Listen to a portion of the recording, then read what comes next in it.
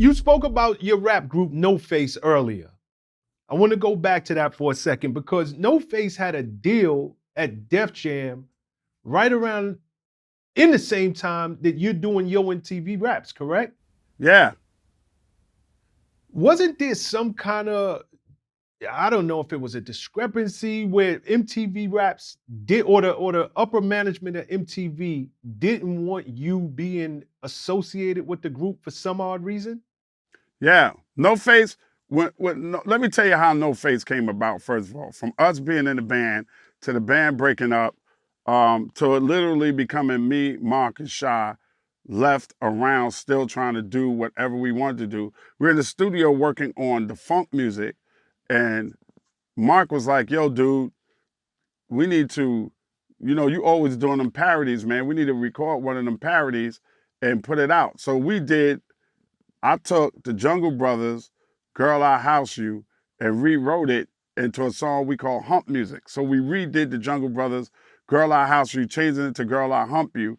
And then when we got to the last part of the song, it became even nastier than that. So we want to put it out on popular records, but we were like in 4th and Broadway. And we was like, what we gonna put out? What's gonna be the name of the group? And it was just us three that were on the record. So one of us said, yo, we ain't got no face in this industry. It doesn't matter what we call ourselves. And then somebody, I think it was Mark, that said, yo, let's call ourselves No Face. And that's how No Face came about. And because I was on MTV at the time, we put that record out. That record did some damage in the clubs. Because it was, hip house was popping at that time. Jungle Brothers had Girl I House You, Queen Latifah had Coming to My House, KY's had Stomp. Yeah, that's the idea. Doug Lazy would Let It Roll. KC Flight was doing his thing with Planet E. So we just put the record out there and we start getting gigs as this group called No Face. So we were like, all right, how do we surprise people? Because Ed is on MTV and he has this group. And one of us came up with the idea of us wearing ski masks.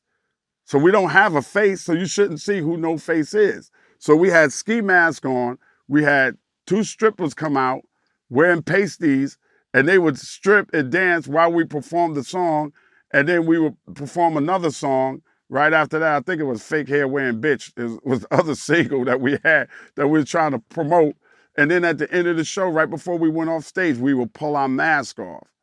And then people would be like, oh shit, that's Ed Lover, right?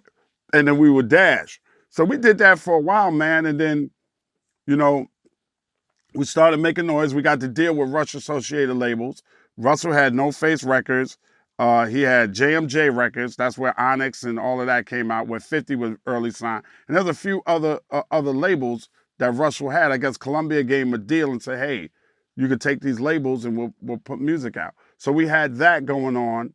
At the same time, we signed BWP, which was our female version of NWA.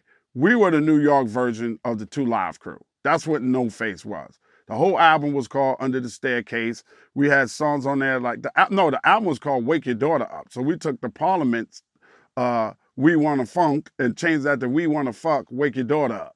So that was our version. We was wilding. Fake Hair Wearing Bitch was on there because Weezy was going crazy at the time. So we was just wilding. So there was a moral clause in my contract that MTV exercised. So at the time, I'm in a group. We got a regional hit record. We got a label. And here come MTV telling me, you got to choose this or you got to choose that. Now, here's an important fact about Dre and I and MTV a lot of people don't know. And Ted and Fab, we programmed Yo MTV Raps. All they did was clear the videos. The video had to clear, and then we would say what we were playing and when we were playing it. So if my group has a label and we're putting out videos on artists, and I'm on the #1 show on cable TV, isn't it best for me to say, you guys continue, I'm gonna stay here, and whenever we as a label put out stuff, I'm programming it. And them dudes are like 2 of the closest dudes to my heart to this day, man. And that's what it was. MTV came to me and told me morally I couldn't put out that kind of music. Later on, Donnie Wahlberg is my dude and everything, but once I don't understand how his wife, Jenny McCarthy, was able to go from Playboy magazine and let it all loose in Playboy and still be on MTV, but I couldn't say Mm-hmm. fake hair wearing bitch. It's got to be something in there between them races. You know what I mean? So how's she not breaking the Absolutely. moral clause, but I'm breaking the moral clause? I don't get it. Absolutely. Absolutely. And speaking of moral, uh, you were on stage during in Detroit, if I can remember Yeah, yes, correct, sir. when NWA, that infamous F the police. Do you remember that night? Absolutely, bro. Dre and I hosted that concert. That's the first time I knew we were big. For me, I don't know Go about ahead. Dre. Dre might tell a different story, but for me, that's the first time that I knew we were big because I was like, yo, why do they have us hosting this concert? Ain't nobody know us. Like we in Detroit. I don't really think Detroit got MTV like that, not knowing that they did. And getting the screams that we got when they was like, the guy over the loudspeaker was like, and here's your host for tonight's show from Your MTV Raps, Dr. Dre and That Lover. And when we walked out, I was nervous as hell. And it was like, they lost it, bro. They was like, oh my God. And I was like, yo, dog, people in Detroit know us. People got to know who we are. Like this show is really making some noise in this country. And Detroit was the first place. So what I remember about that incident is they were not supposed to perform Fuck the Police. And the way they show it in the film is very similar to the way it went down, except Dre and I and T watched the police from the audience. I was standing in the audience. I watched the police like the M-80 and throw it on stage, and it blew up.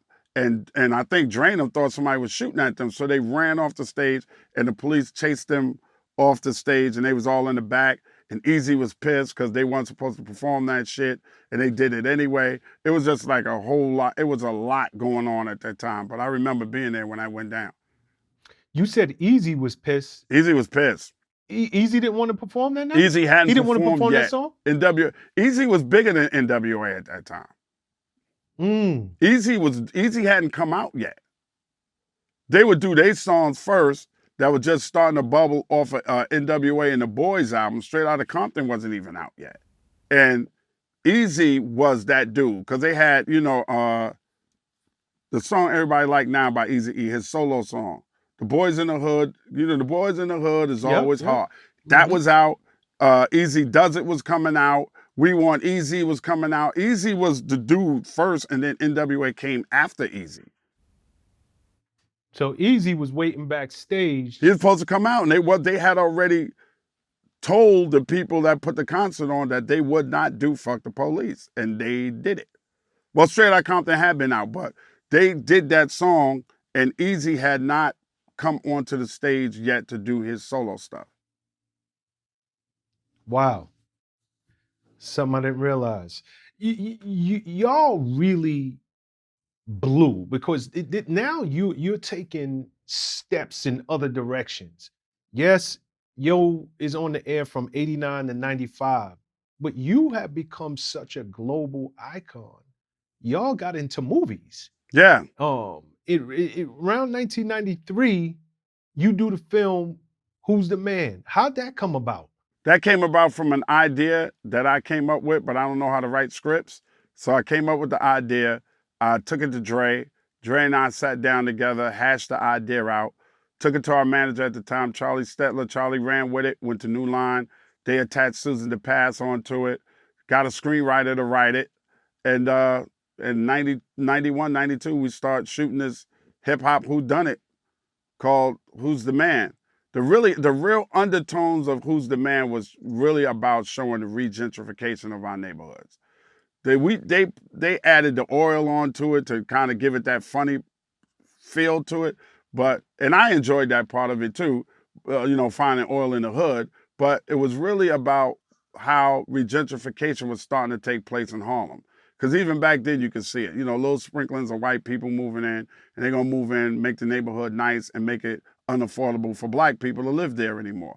And if you go to Harlem today, you see it. Some parts of the South Bronx and a lot of places are regentrified. And that's really, really what the movie was about, but with a comedic twist. And now let's add all the hip hoppers who are hot right now. Let's put this person in this role, Salt and Pepper and Yo-Yo and KRS-One and, you know, Bernie It was Mac. a ton of hip hop cameos in Yeah. that film. You know, Crisscross, all of that. Yeah.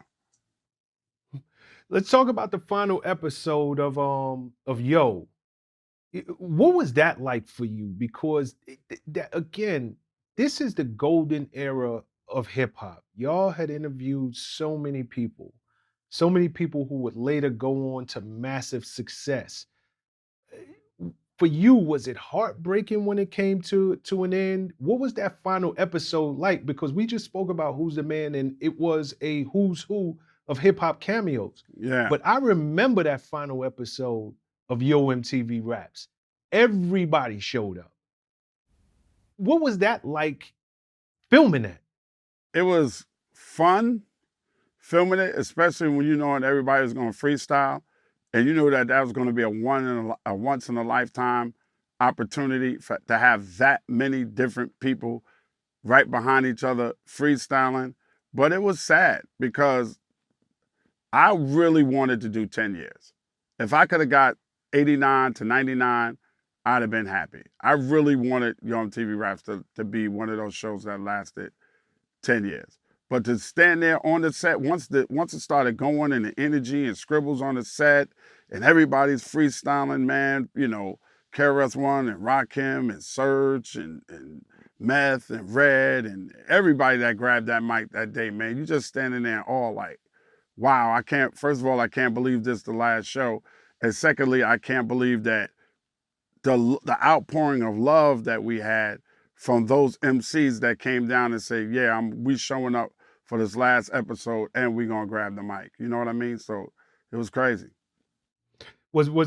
So I asked you earlier, was there any drama on that set that day? Because I know at that time, Third Base and MC Hammer, they was going at it. Yeah, no drama. Both showed up. Nobody brought drama to Yo MTV Raps, bro.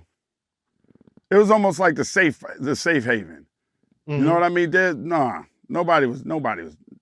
We didn't even have. I don't even remember having security there. It's love, bro. It was love of that show. That's what they showed up for. They showed up to say goodbye to an iconic program.